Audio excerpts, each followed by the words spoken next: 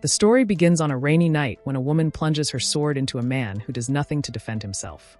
He believes she was his fiancée, mesmerized by her beauty, and allows her to do as she pleases. Finally, she kills him, fulfilling the condition of a murderer. The scene shifts to an office, where it was revealed that the protagonist was merely testing a game. He leans back, relieved that the game has run smoothly without crashing, and that he has successfully fixed a persistent bug. The protagonist introduces himself as Kim Woo-jin, a game developer. Kim had been working overtime and was finally wrapping up for the day. His development studio, REW, had invested all its profits into his project, trusting him to perfect the game. This was why he had been working so hard. As he reviewed the team's progress, he reflected on the different roles within the studio and the high stakes involved. There was a 50-50 chance that the company would either become wildly successful or go bankrupt. With this risk in mind, Kim decided to check the game's settings once more. The main issue had always been a particular character, one that had been riddled with countless bugs. Kim had spent an extensive amount of time fixing them all, ensuring that nothing would go wrong. And now, at last, the character met his fate, killed by his own fiancée. Just then, Era stopped by, checking in on how things were going. Kim Woo-jin glanced at her, thinking about how she was not only the team leader, but also his ex-girlfriend. They had shared many good times together, and she had even transformed him from a lazy slacker into a workaholic. But in the end, they broke up, and a few months later, he had heard rumors that she was seeing someone new. She asked about the bugs he was dealing with, but instead of answering directly, he brought up her new boyfriend. When she casually replied that things were going well, he found himself feeling uneasy. Trying to mask his emotions, he half-heartedly wished that she would marry the guy. She brushed his comment aside and redirected the conversation to work. He explained the recurring bug in a particular character, and she asked if it happened every time. He speculated that the character wasn't meant to be an intermediate boss, but rather a killable one. He then added a few more observations, guessing that the difficulty should depend on how determined the players were to push forward in the game. Era nodded in agreement, pointing out that the character's model was based on Kim himself. They looked strikingly similar. He shrugged, mentioning that he had only met the artist twice. With a smirk, Era added that it was why she killed that character as soon as she saw him in the game. With that, their brief chat came to an end. She then asked about his overall experience with the game. He admitted that it was fun to play, but he didn't like the fact that the studio's future was hanging on its success. She reassured him with a confident smile to don't worry about that, as the trailer was already a hit. As Kim looked out the window, he wondered if the man waiting outside was Era's boyfriend. Assuming so, he told her to don't keep her boyfriend waiting. She gave him a brief smile, wished him good luck, and left. Returning to his work, Kim decided to test Dekillian again. He turned his attention to the character Era had said resembled him. Curious, he checked the character's stats and attributes, recalling that despite being a genius from a young age, he had become despised due to his overwhelming arrogance. Though he was designed to grow stronger as the game progressed, he was already surrounded by hatred. Kim considered tweaking the character's attributes and personality in a way that wouldn't be too obvious. After some thought, he chose to improve the comprehension attribute. He continued adding subtle enhancements, though he couldn't help but feel a little guilty about it. Just as he was about to take a break, he received a message from the story writer, urging him to look outside. As he turned his gaze away from the screen, his eyes widened in shock. A tornado was forming, heavy storm clouds loomed, and a bolt of lightning suddenly struck. A strange feeling washed over him. Then he heard a deep voice narrating, describing Dekillian, a man who could not be tamed. The next moment, Kim awoke, not as himself, but as Dekillian. Lying in an unfamiliar bed, he was jolted by a woman's furious voice. The lady was shouting at him to wake up, and how could he even call himself a man? Still disoriented, Kim sat up, struggling to process what had happened. It had been days since he possessed that body, yet this still felt like a dream. The woman continued yelling that he had been holed up in here because of some woman, and if he was trying to disgrace the entire household. She angrily threw a stack of papers at him by leaving. And tell that if you don't want to get fired, then get up and move. Kim's mind raced and he remembered seeing the strange sky, then waking up in this bizarre place, trapped in a body that wasn't his. A week had passed, and by now he was certain. He was inside the world of his own game, inhabiting the body of its most despised villain. He was Dekillian. Lying in bed, Kim initially thought this was all just a dream. But as days passed, he was forced to accept the truth. This was real. Had the lightning strike killed him and granted him a second life? He knew that Dekillian was a mid-level boss in the game. No matter how the story progressed, Dekillian always stood in the player's way and had to be defeated for them to move forward. But why had he ended up as Dekillian? Worse still, he had no idea at which point in the story he currently was. The only thing he was certain about was the amount of mana he possessed. However, he had no clue how fast it would drain or how to prepare for any upcoming battles. In his tests, Deucalion had only ever survived once. Otherwise, he was always killed, serving his role as a stepping stone for the protagonist. Looking around the room, Kim's eyes fell on a stack of documents left behind by Uriel von Greyhan, Deucalion's half-sister. She had temporarily taken his place and had mentioned something about Julie earlier. From that, Kim assumed something had happened between Deucalion and his fiancée. There was no time to dwell on it. He had responsibilities now. He was a professor, and he had a lecture to give today. The problem? He had never given a lecture before. He needed to gather as much information as possible before heading out. As he got up, he noticed new system missions waiting for him. Whether it was because of them or because of Uriel, he felt compelled to keep moving. His thoughts drifted toward the in-game store currency and what exactly he was supposed to be teaching. Then he remembered. Deucalion's body had the comprehension attribute, which Kim had altered before arriving here. It was a unique trait that only appeared later in the game, and it had hidden effects he had yet to fully understand. Skipping a bath, he changed into his clothes. They felt unfamiliar yet surprisingly comfortable, as if tailored specifically for him. It was a strange sensation. Normally, wearing such formal attire would be uncomfortable, but now he felt elegant, composed. It was as if this body wasn't his, yet at the same time, it felt completely natural. As he walked out, heading toward his first lecture, everything about it felt oddly normal. He recalled that Deucalion, just like Kim, was objectively tall and handsome. People used to say that he looked good enough to have a girlfriend, yet he had never been in a serious relationship since U-Era. He clenched his fists slightly. He wasn't going to lose himself in this world. He had to stay on guard. Leaving the house, he got into a luxurious car, momentarily admiring how nice it was. Then a memory surfaced, a past event involving a bed incident in this very car. The thought really pissed him off. As he settled into the seat, he noticed a young boy sitting inside. The boy greeted him politely and handed him a stack of papers. Kim, now Deucalion, studied him for a moment and wonders was he a secretary or an assistant. Then he suddenly asked if the boy really a wizard. As the boy explained that he had been working there for 3 years, Deucalion merely replied that he was joking. They left from there, and he quickly realized that the stack of documents was not just lecture material. It was a full script with all the necessary information for the lecture. He figured he should just read through it. He guessed that the boy hadn't written it himself, but instead had delegated the task to someone else. Still, Deucalion appreciated the effort and told the boy to relax and rest until they reached their destination. As he read through the script, Deucalion couldn't help but feel disgusted by the compliments he had to give in the text.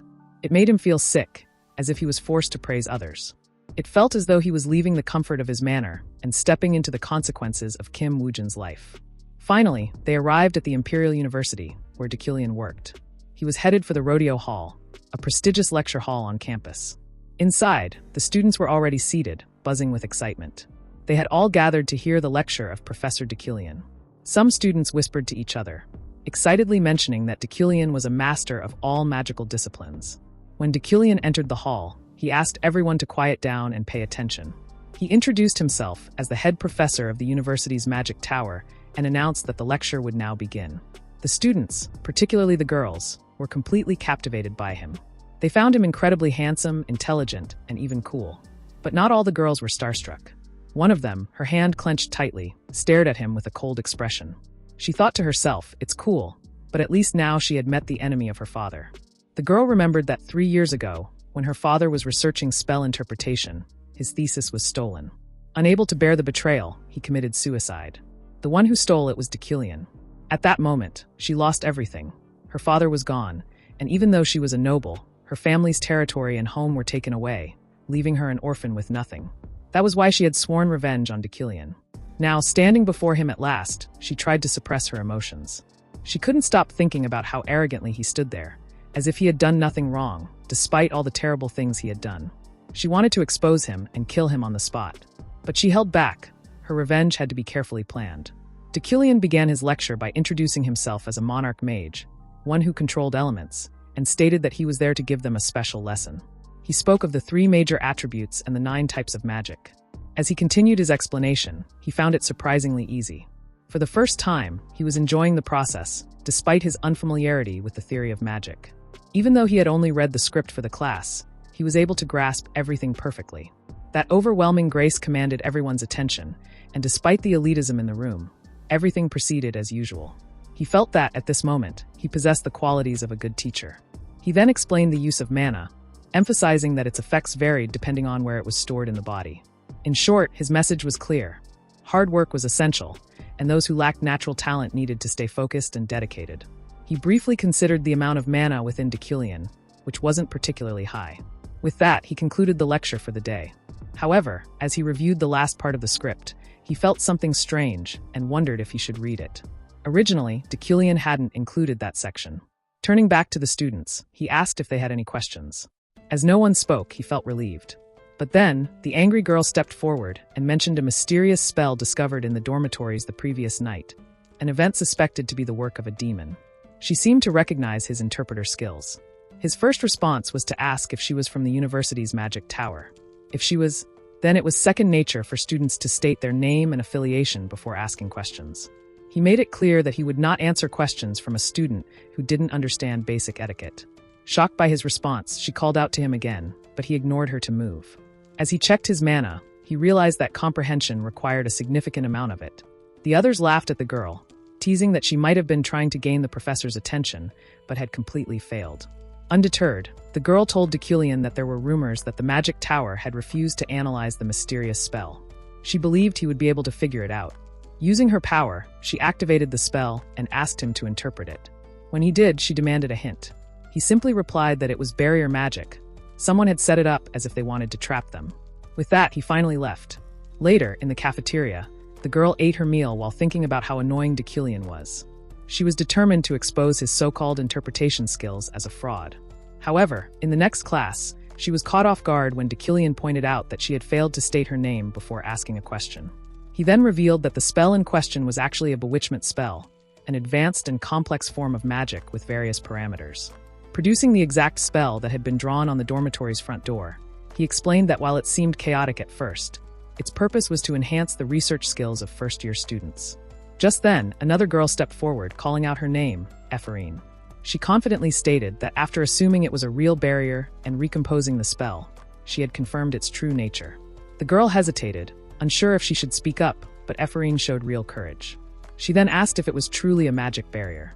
Ephraim admitted that there were no clear parameters, but she couldn't help but wonder. How had the professor known that? She hadn't expected Ephraim to step in, and now they had to write a report together, including her name. Ephraim pulled out a piece of paper, realizing that, unintentionally, she had just helped improve Deucalion's reputation. The page contained material on elementary magic, the subject Deucalion was teaching that semester. There was a phrase written on it that if they understand this, they will win all battles. Frustrated, she thought to herself, was she really going to keep encountering him like this? She hesitated for a moment. No, she was certain. She was going to expose him, no matter what. Deucalion walked through the corridor, his mind occupied with thoughts of how things could have gone terribly wrong. When he saw that spell, his comprehension activated, making him acutely aware of his dwindling mana. What remained was nowhere near enough. Even if he had twice the amount, he still wouldn't be able to grasp its true nature. Just then, Julie appeared in front of him, asking how he had been.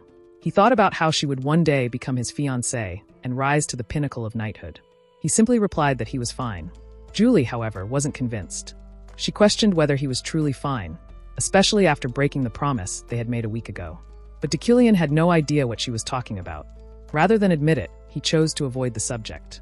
As he attempted to move past her, dismissing the matter by claiming he didn't remember, she stepped in his way.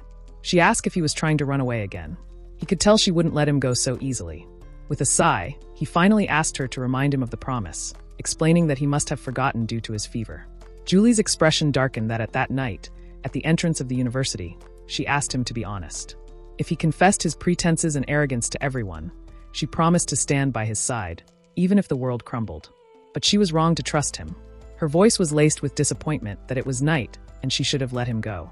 In the present moment, Deucalion once again made an excuse to leave. Julie watched him go, thinking to herself that their engagement was nothing more than a matter of convenience. She recalled a gathering where they had been seated with several others. A man had remarked that if the two of them were to be together, it would be beneficial for both politics and their bloodlines. Since both of them came from noble bloodlines, there was no objection to their marriage, even if she didn't love him. However, it wasn't long before both families realized that Deucalion's so-called talent didn't actually exist. When he understood this himself, he chose to deceive the world, pretending to be a genius. Even though both families tried to stop him, he refused to back down, because if the truth came out, they would become the subject of endless gossip. At the time, Julie had been willing to go along with the arranged marriage, but she couldn't accept a life built on lies. That was her conviction. One night, she asked him not to break his promise, and he had assured her that he would do whatever she asked. Now, as Deucalion walked through the Imperial University's magic tower, renowned as the best in the Empire, with its prestigious magic departments at the top of their field, he took in his surroundings. The vast campus, the meticulously maintained gardens, everything looked impressive. It reminded him of the time he and his team had built something similar with their own hands. A bitter thought crossed his mind. If only he were in someone else's body, anyone but Deucalion. Suddenly, he sensed an ambush from behind. Instinctively, he struck at the approaching figure, only to realize it was the same boy from earlier in the carriage. The kid quickly apologized, explaining that he had been in a hurry to meet him. Deucalion asked, narrowing his eyes, if he was Zoro. The boy shook his head. He denied by telling he was Alan. Both Deucalion and Alan entered Deucalion's office, where Alan presented a list of sponsorships for the new mages that year. Deucalion knew that the Magic Tower required substantial funding for its development, and that professors at the tower would sponsor promising new mages they deemed worthy. As Deucalion scanned the list of students, his sharp eyesight noticed that one name stood out: Ephraim. The name shone brightly, a result of his wealthy magnet attribute and his acute perception. He deduced that the person behind this name would likely bring in significant money. He found a few other shining names on the list, but the brightest among them was, without a doubt, Ephraim. She was the main character of the game, and according to the developers who had modeled her, her father had been killed by Deucalion. To his surprise, he found that no one had yet sponsored her. Curious, he asked Alan why that was. Alan hesitated before answering that everyone was too afraid to sponsor her. Deucalion understood immediately. It wasn't just about the risk of supporting a talented mage. It was about the fear of the potential consequences. Everyone feared what he might do if they sponsored her, and Ephraim was clearly talented enough to have reached the Magic Tower without attending the academy. He realized that Ephraim was his enemy, and if things continued as they did in the game, she would eventually kill him.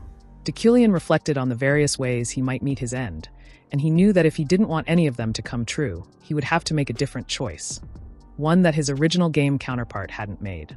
With a deep sigh, he wrote something down. Alan said to turn this in for him and borrow a few books. There's something he need to write down before he head home. Alan agreed and left the office. Deucalion understood that he needed a vast amount of money to survive.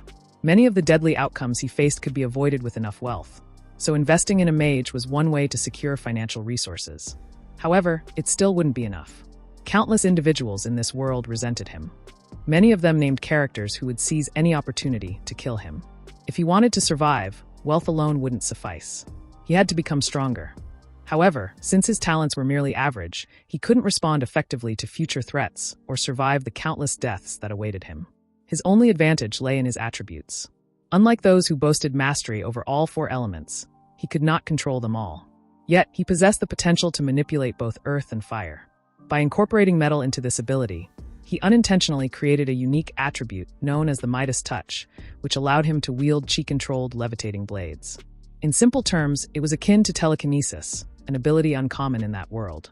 What he lacked in raw power, he could compensate for by manipulating the properties of metal. Curious to test his newfound ability, he reached for a book, infusing it with his aura until energy surged through his office.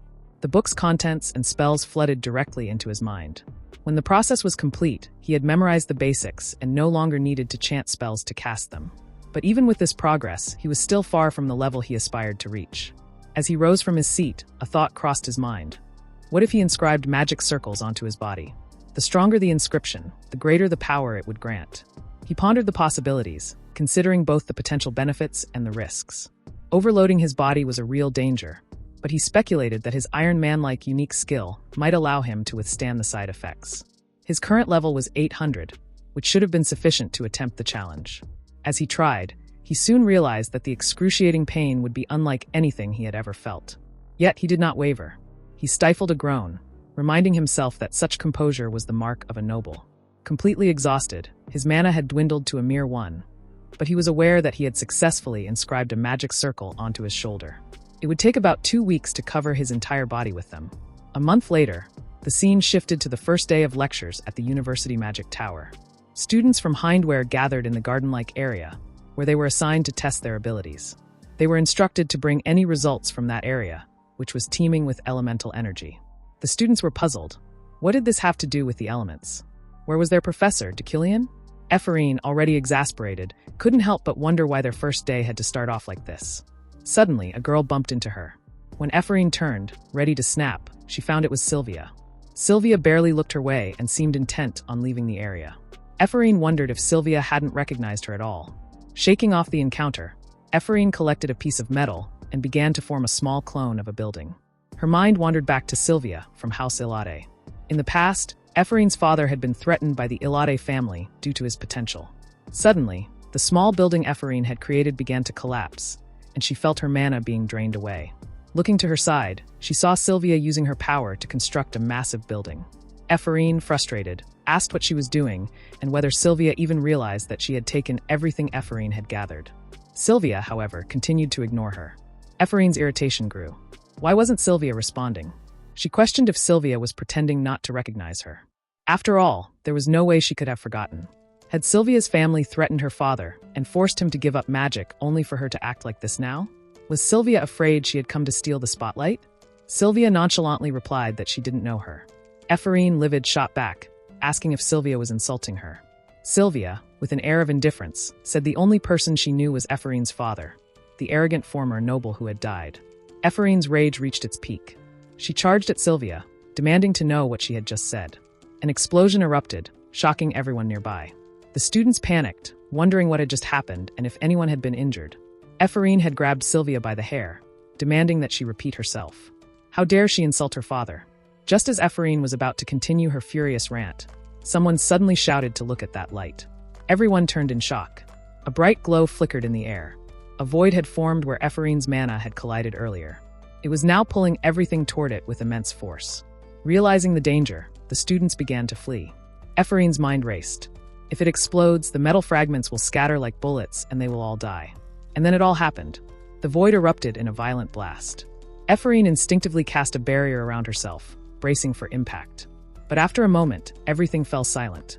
Confused, she slowly opened her eyes. Had it stopped? Standing in the middle of the chaos was Deucalion. He had arrived without anyone noticing, and before Ephraim could even process what had happened, she saw the metal fragments, suspended in midair, frozen in time. When did he get here?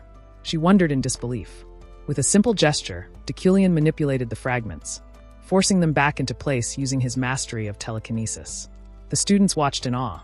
Until now, they had only studied magic in theory, never truly feeling its brilliance. This was enchantment magic, a dazzling, undeniable display of power that left everyone speechless. As all the scattered metal fragments were gathered, Deucalion announced that the lecture for the day would be cancelled. He instructed everyone, except those responsible for the incident, to leave. The scene then shifted to the interrogation room, where Deucalion sat in silence. Soon, Rielan and Retlon from the Support Studies Department arrived.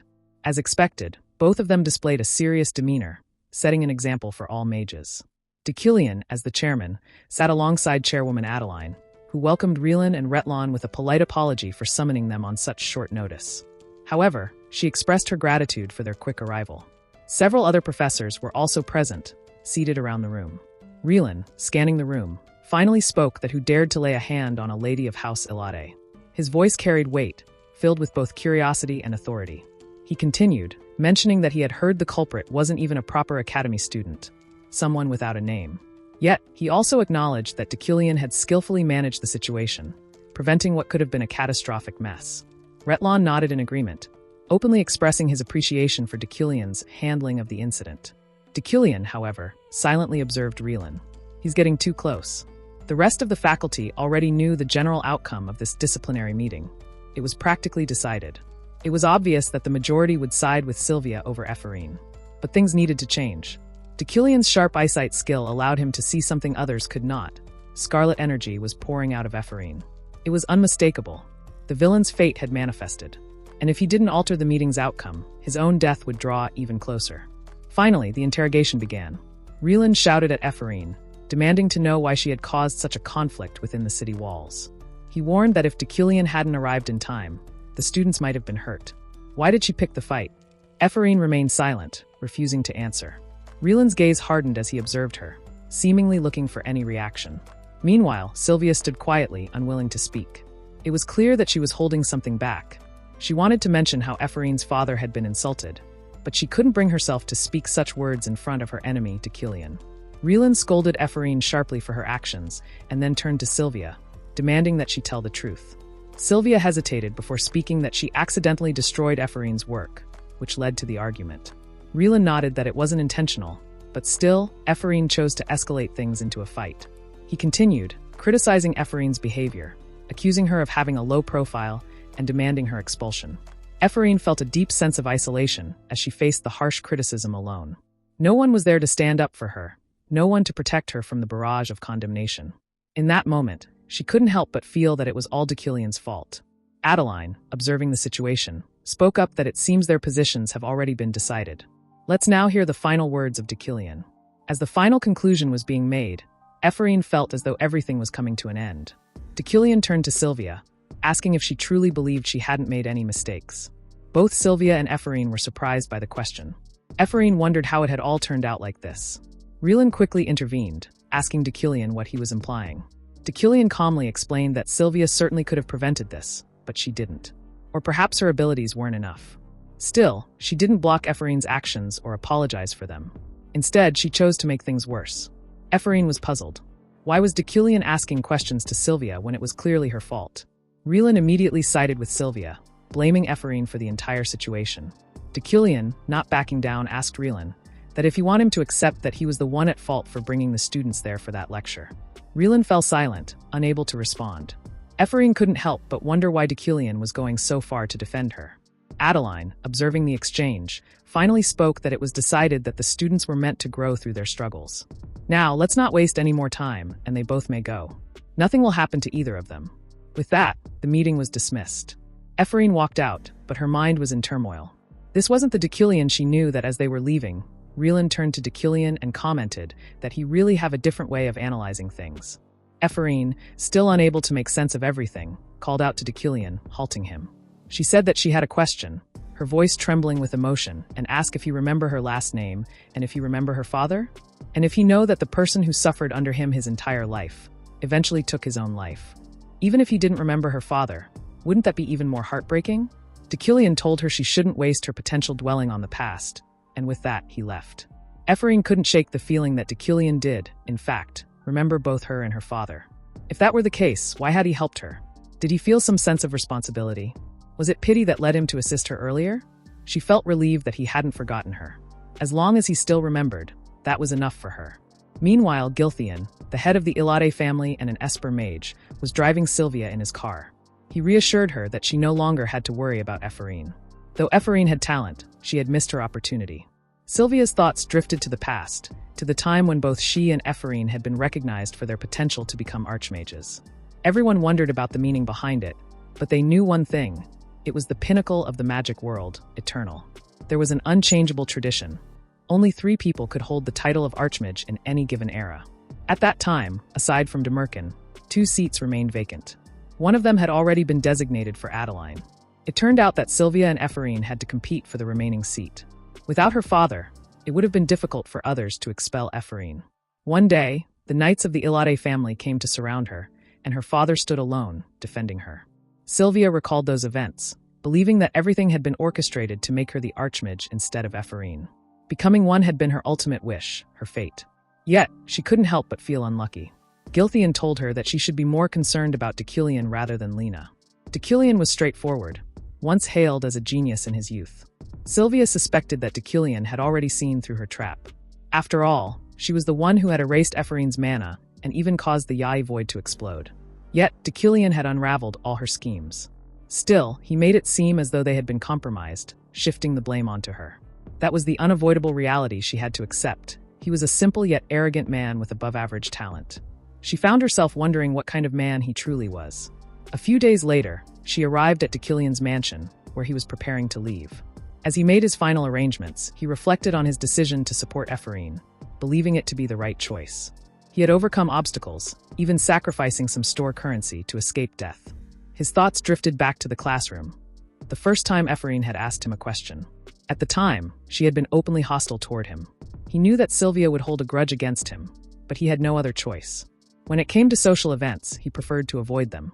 However, he He couldn't afford to miss any opportunity to earn more store currency. He needed 5 more to access the shop, allowing him to check out any named character at the event. Upon arriving at the event hall, he was warmly welcomed. The attendees were all high-ranking nobles, many of whom he recognized. He was especially familiar with a helm, the man he had once modeled himself after. A man spotted Deucalion and loudly announced that it was Professor Deucalion and his son was taking his class. As soon as the others noticed him, they rushed toward him. He immediately reconsidered his decision to attend. Just then, he heard someone mention the name Ganesha, saying they had read about her in the Continental Journal. Deucalion turned to leave, but as an elderly noble called for him to stay for dinner, he stopped in his tracks. He was sure he had heard the name Ganesha before. Getting acquainted with her would be an important turning point in the story. Perhaps the greatest thing he could accomplish at this event. He glanced around, searching for her. Unbeknownst to him, Ganesha had already noticed him. From a distance, she glared at him, her eyes locked onto his back. He looked back and saw that she was at a higher elevation. He thought she was the woman with the red braids, wearing the outfit of an adventurer. As he tried to rush toward her, Ehelm called out to Deucalion. When Deucalion heard his name, Ehelm acknowledged him, mentioning how honored he was that Deucalion remembered his name. Ehelm asked how his research was progressing and mentioned hearing rumors lately that Deucalion's recharge had stalled for the past 3 years, leading some to doubt his abilities. Deucalion understood that Ehelm was taunting him. Ehelm had been a peer of his at university, but when Deucalion was promoted to head professor, Ehelm grew jealous. Perhaps the original Deucalion would have been annoyed by him, but now it seemed pointless. It wasn't as though Ehelm's words were entirely wrong, as the rumors did hold some truth. As Deucalion looked around for Ganesha, he realized she had already gone. Ehelm told Deucalion that if he always acted so high and mighty, no one would like him. Deucalion, unfazed, replied that it was enough talking and warned Ehelm that if he didn't leave, he would crush him. With that, Deucalion walked away, leaving Ehelm shocked by his words. Deucalion now thought that he had to find Ganesha before she left. If she disappeared, his plans would be ruined. Others were searching for him as he made his way to the porch, distancing himself from Ehelm. It was one of the reasons he didn't enjoy social gatherings. Without realizing it, Ganesha was already there. She called out to him, saying that they had finally met, and asked if he was looking for her. He wondered if she and Fiku were acquainted. He admitted that he had gotten lost. Ganesha replied that she knew he had something to say, which was why he had been searching for her. She then apologized for the mission, stating she would return the advance payment and the cancellation fees so he wouldn't need to go through with it. He realized that, in their past relationship, the real Deucalion and Ganesha had a business-like, commission-based connection. Ganesha also apologized for not being able to bring the child to him, feeling attached and unable to hand them over. Deucalion wondered what she meant by that, but it seemed she was going to repeat her apology. She then asked him how much longer he planned to keep living like that. He reminded her that until he had possessed this body, Deucalion had done many things. He mentioned that he planned to live differently now. Ganesha commented that she thought he might try to kill her since she had agreed to the mission, but then ran away. Deucalion reflected on the things the original Deucalion had done before Kim took over the body. He was truly ready to die, but he didn't know much about the real Deucalion. Still, he knew that Ganesha could kill someone with the strength of a single hair. He recalled her abilities and attributes, reminded of just how dangerous she was. Since he now possessed Deucalion's body, he probably couldn't send an assassin after her. And even if he did, she would already be dead, which was different from what he had originally thought. Regardless, he had accomplished his goal for attending the social gathering, and now he had no reason to stay any longer. As he prepared to leave, the woman told him he was heading back, so she didn't have to worry needlessly. She wondered if things would be fine and whether there would be no assassinations. He replied that such actions were beneath him. While leaving, he considered using the Adventurers Guild to pressure her, but doing so might introduce unforeseen variables related to his own death. At that moment, his death variable count increased by 1, as if he had just averted a fatal scenario. He was surprised. Before he even realized it, the situation had changed, and an earlier conversation had also turned out to be a death variable. He thought to himself that he couldn't afford to let his guard down anywhere. The scene then shifted to Rayli, a relative of Julie. She turned to Julie and asked how much longer she planned to sit there. Julie replied that she hadn't wanted to come in the first place. Rayli sighed, telling her to just let it go. She then wondered aloud about how things were going with Deucalion, admitting that she was worried because of all the rumors surrounding him. Julie simply responded that none of it was good. All of a sudden, she saw Deucalion coming down the stairs and was surprised to see him. Others also noticed and wondered if he was already leaving. Wasn't he supposed to be someone who loved social events? Some whispered that Deucalion was leaving without even glancing at his fiancée. which only confirmed that their relationship wasn't good. Someone else added that the rumors about them must be true. As he walked away, people continued gossiping about his strained relationship with Julie. However, there was no way for Kim to truly know the full extent of it. A week had passed since that gathering, and during that time, Dekilian had even begun giving her basic telekinesis training. However, he soon realized that his stamina was lacking, which prompted him to start working out. A few days ago, he had been taken aback when he was told that if he were a normal mage, he would have died from the ordeal. He wondered if he had managed to withstand it due to the Iron Man attribute. His desire for greater strength grew after meeting Ganesha, which led him to engrave fire control into his existing telekinesis techniques to enhance his metal manipulation. This approach reduced the time required to learn magic, but it came at a great risk. After experiencing the intense strain on his body, he decided to train physically as well, leading to the development of his morning routine. That day, after finishing his workout, he was drenched in sweat. It was time to head to work. Upon arriving at his office, Alan handed him a notice from the Professor's Committee of the Magic Tower. He informed Dekilian that an audit hearing had been scheduled in 6 months regarding the advancements in his current research. Until then, he was expected to prepare the necessary documents. He left his office deep in thought. It seemed the research had been at a standstill long before he possessed this body, and that was an unfavorable situation for him to handle. Dekilian held the title of professor, and if he lost it, all hope of returning would be gone. Arriving in front of the laboratory, he resolved to find something, anything that could help. As he stepped inside, he found the place in complete disarray, as if no one had entered for a very long time. Amid the mess, something seemed unnatural. Trash piled in a way that suggested something was hidden behind it. He didn't know whom to blame, but there was no better way to stop him from uncovering the truth. Using his telekinetic manipulation, he pulled out a book from behind the clutter. Upon examining it, he guessed that Dekilian had encrypted all of his research results to prevent them from being deciphered. But it was useless now. Suddenly, his comprehension skill activated, and a golden light radiated from the book. In that moment, he understood. The research was incredible.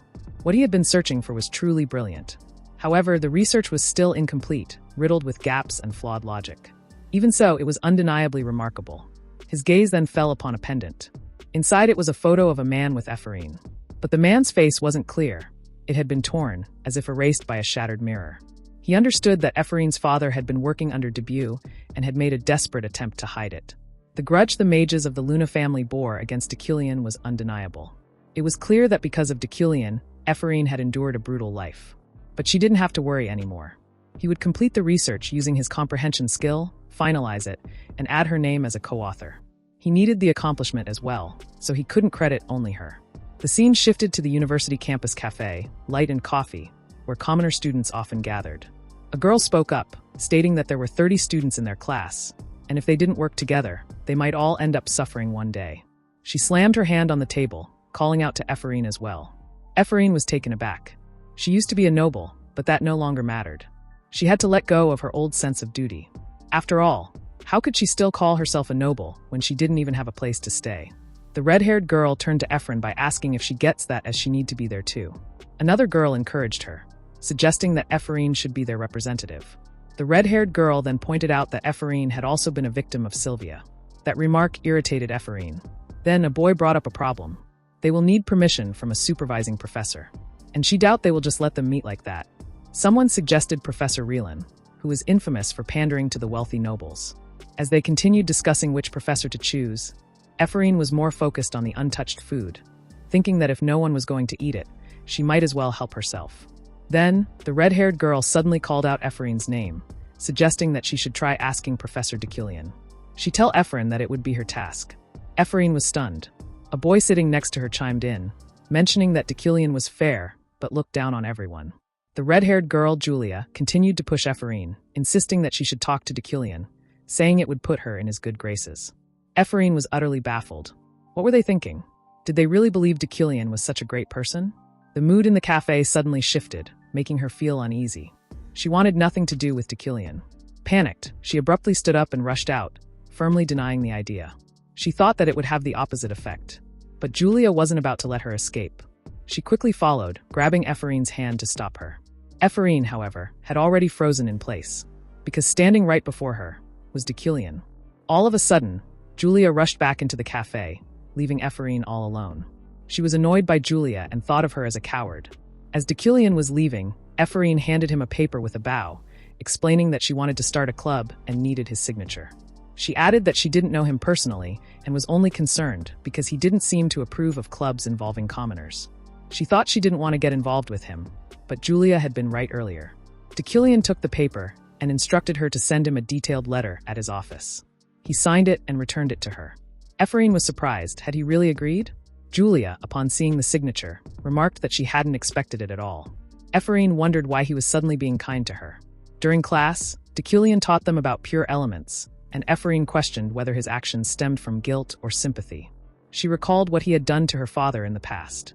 No matter how kind he seemed now, it felt insincere. If he truly felt guilty, then he should reveal his real self to the world.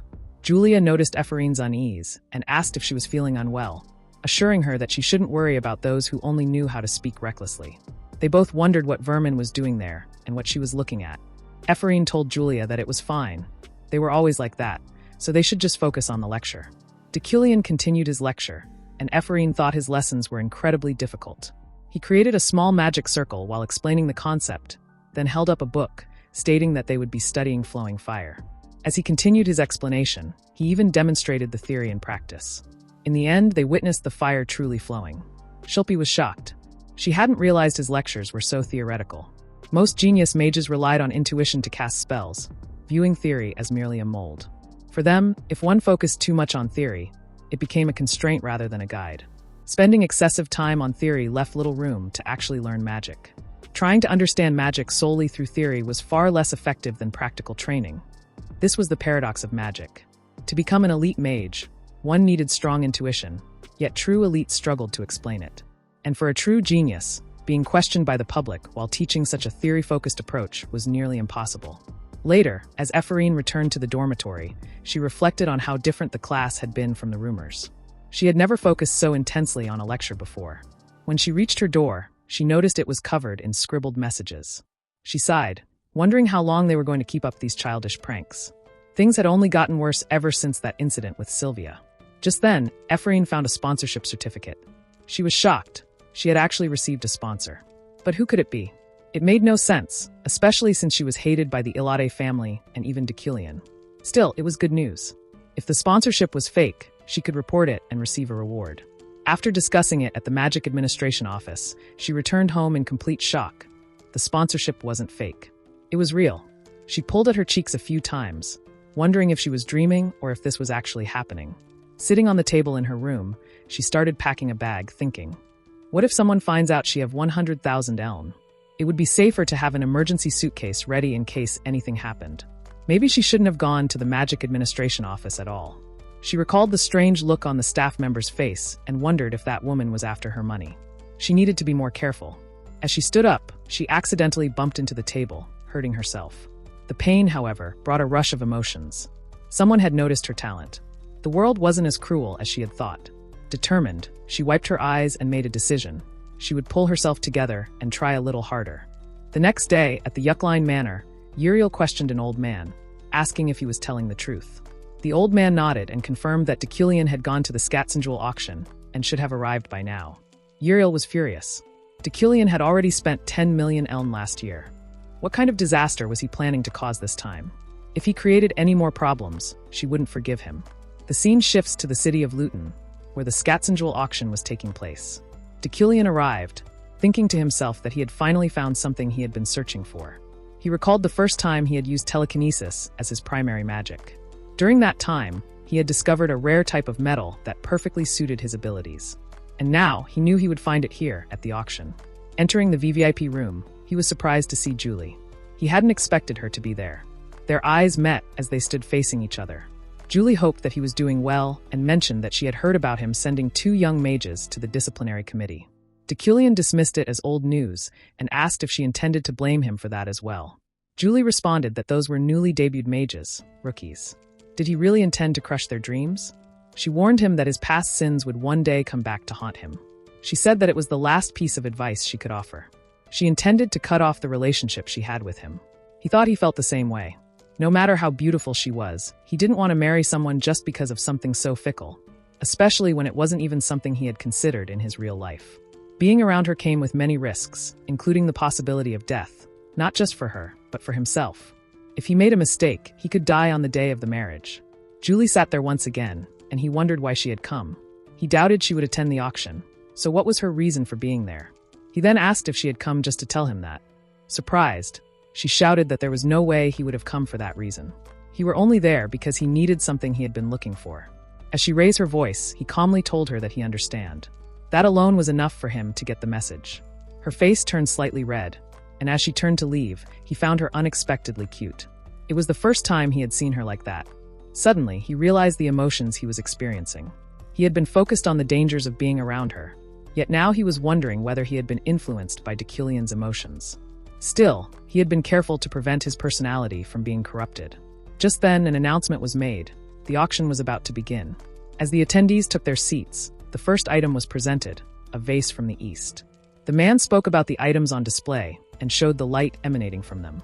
As Dekilion admired how impressive it was, the bidding started at 700,000 and ended with guest number 777, with Dekilion bidding 2.5 million. Dekilion thought the vase had never lost its luster, despite the high price, which suggested that its true value exceeded the final bid. He had enough money in the bank, so investing the rest might not be a bad idea. A ring, a pair of scissors, and an ancient rune necklace were all sold to him. People began to wonder who the mysterious guest number 777 was, and someone recognized Professor Dekilion. Julie thought Dekilion was just a man seeking attention, even in a place like this. He was so different from her, and she couldn't believe he was so consumed by vanity. She didn't understand why he couldn't appreciate the beauty of humanity and modesty. Then she realized she should leave him to his own devices. She had her own goal to pursue, obtaining the winter's fire. The host of the auction announced that it was time for the final item. After much research, they had discovered it was nearly impossible to find. None other than the winter's fire, the snowflare stone. Both Dekilion and Julie's eyes were fixed on it, as the snowflare stone was one of the 10 rarest metals in the world. It was typically used to forge swords or other weapons, but its rarity and paradoxical nature, holding both heat and cold energies, made it an extraordinary item. Finally, the snowflare stone was sold to Dekilion for 42 million. The audience even applauded him, commenting on how thrilling the auction had been. It was the most competitive one they had ever witnessed. A man mentioned to Fryden that Dekilion had gone beyond expectations, working so hard just to present such an extravagant gift to his fiancée. It was clear what he wanted. Julie found herself wondering again, was history repeating itself? She recalled the year when he showered her with countless pieces of jewelry and accessories, promising to give her even more. That engagement day had been the worst day of her life. He had flaunted his wealth, displaying his greatness while making her feel humiliated. That was why she had walked out, ruining the engagement. But it hadn't ended there.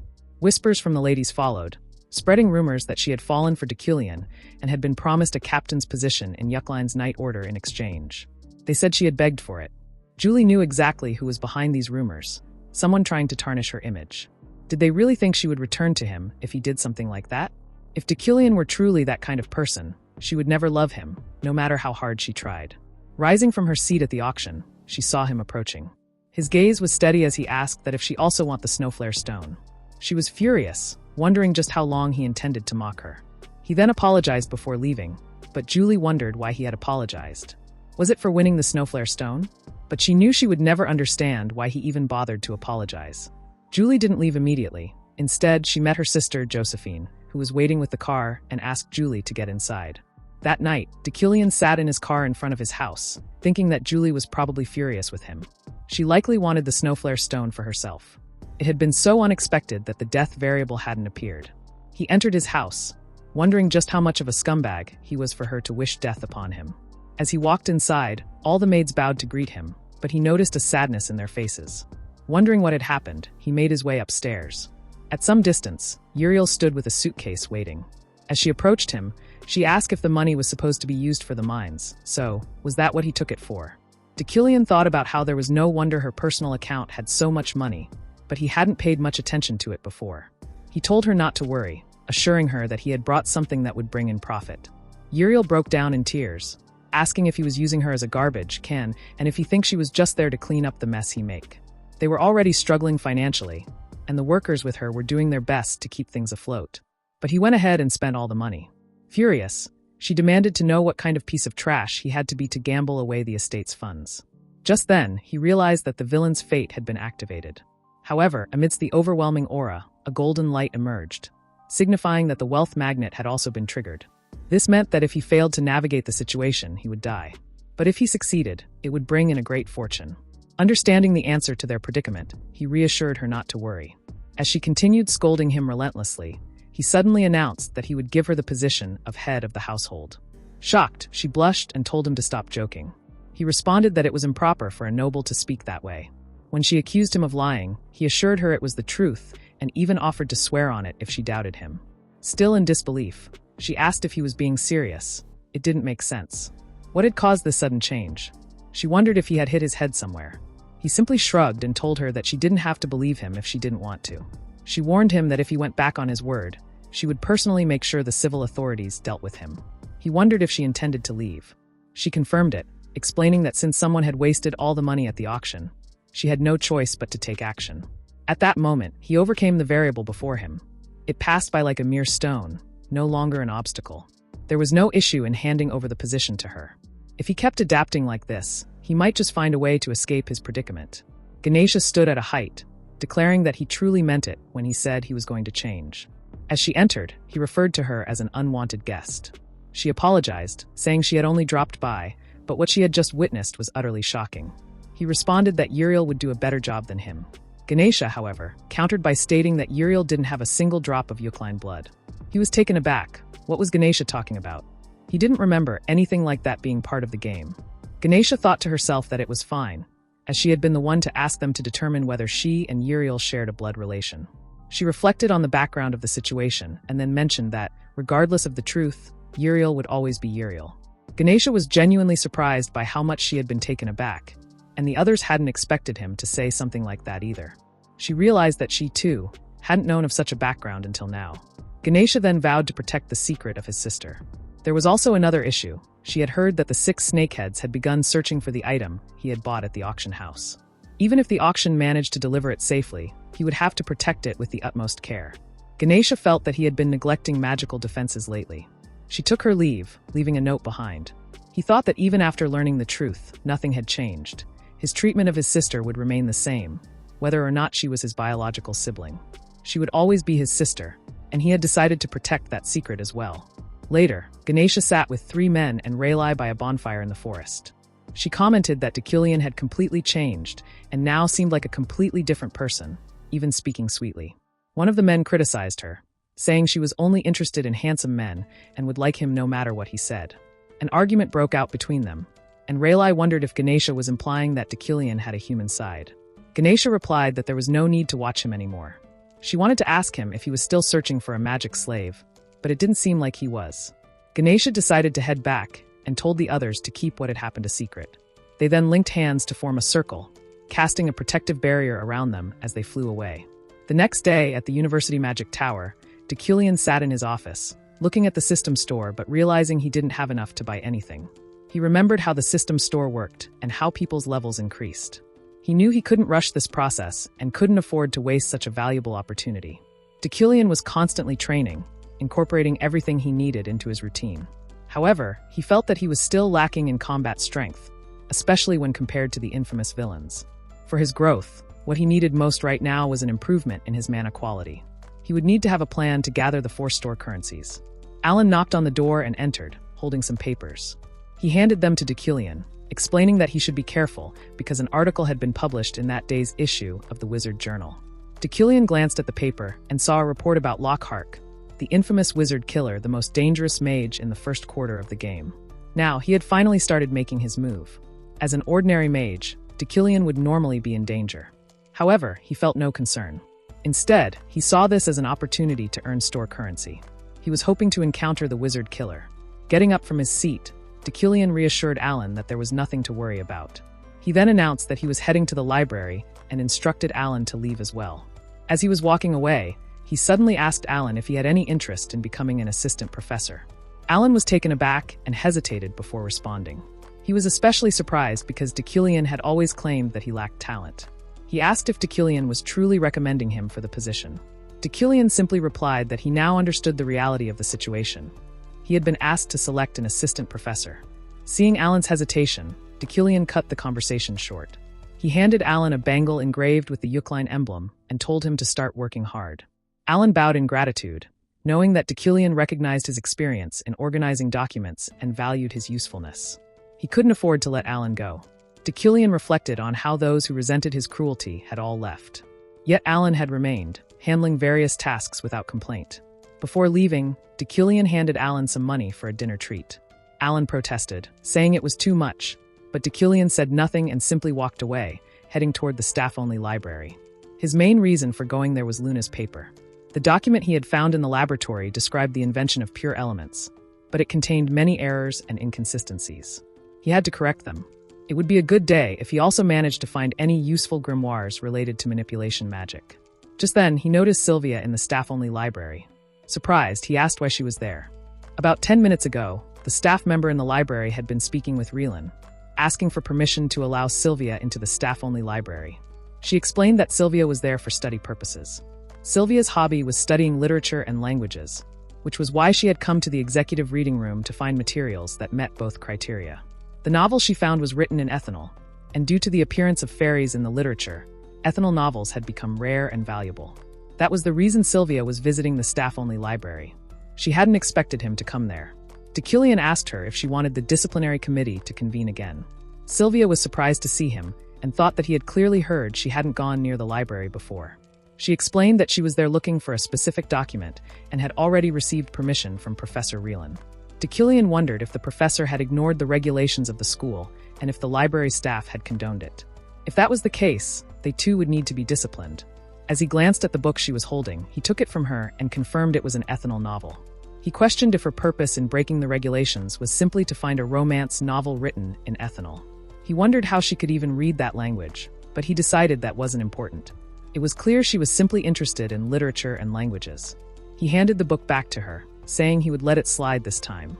However, he warned her that if she came again without proper permission, he would take disciplinary measures. Unless her goal was to flaunt her family's influence, she should send someone else to borrow the book. Sylvia understood his humiliation, but she just wanted to understand the fairies through novels written in ethanol. She still couldn't figure out how Dekilian could read that language. She liked the consistency of the language, finding it difficult yet captivating. Later, Dekilian, with Phelan and Retlan, arrived at the forest with the students. The students were engaged in different activities.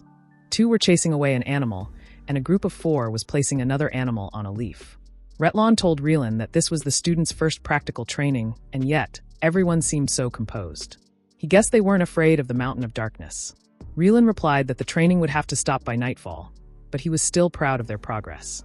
Then, Relan approached Dekilian and asked if the professor on duty for the week had been decided yet. They needed to appoint someone new, and he wanted to know whom Dekilian thought would be appropriate. As Dekilian stated that he would take on the responsibility, Relan remarked that Dekilian leading by example truly embodied the essence of what a professor should be. However, Dekilian didn't do it for a noble reason. He had found a side quest, and something about it was drawing him in. He wondered what had happened in the mountain that caused the game to shift into the horror genre at night. Relan instructed the students to pack up their belongings. As they prepared to leave, they bid their goodbyes. 9 hours later, at a cafe near the Magic Tower, Ephraim was sitting with Julia and 2 boys, treating them to food and drinks. They asked if she was really paying for everything, and she confirmed, thinking to herself that she could afford it since she had 100,000 elves. Julia mentioned that she had already submitted the club establishment plan, so it should be approved soon. She suggested they consider this their first unofficial gathering in advance. They hoped more people wouldn't hesitate too much and would join their club soon. Julia encouraged them not to be too disappointed and added that she had heard there was a training session at the Mountain of Darkness that same day. Ephraim mentioned that around 50 people had volunteered for it, though accidents had happened from time to time. Suddenly, they noticed something unusual outside. Curious, they rushed out to check. They heard someone screaming for help. Ephraim immediately sprinted toward the sound, with Julia calling after her, warning that it might be dangerous. Just as Ephraim stopped, she looked back and realized no one was behind her. She was confused. She had been on the cafe street just moments ago, but now she found herself in a strange forest. Then, she heard another desperate cry for help. Without hesitation, she ran toward it. A woman came stumbling toward her, screaming in pain, a strange aura surrounding her. Ephraim immediately assumed someone was attacking the woman. She prepared to strike, but as she stopped, she realized who was standing there, Dekilian. As Dekilian turned to leave, she was struck with confusion. Did he attack that woman? How could he harm a civilian? Sensing her hesitation, Dekilian told her to just open her eyes and see for herself that it was not a person.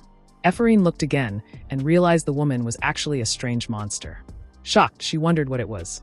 Dekilian explained that it seemed she was under an illusion, something demons were capable of.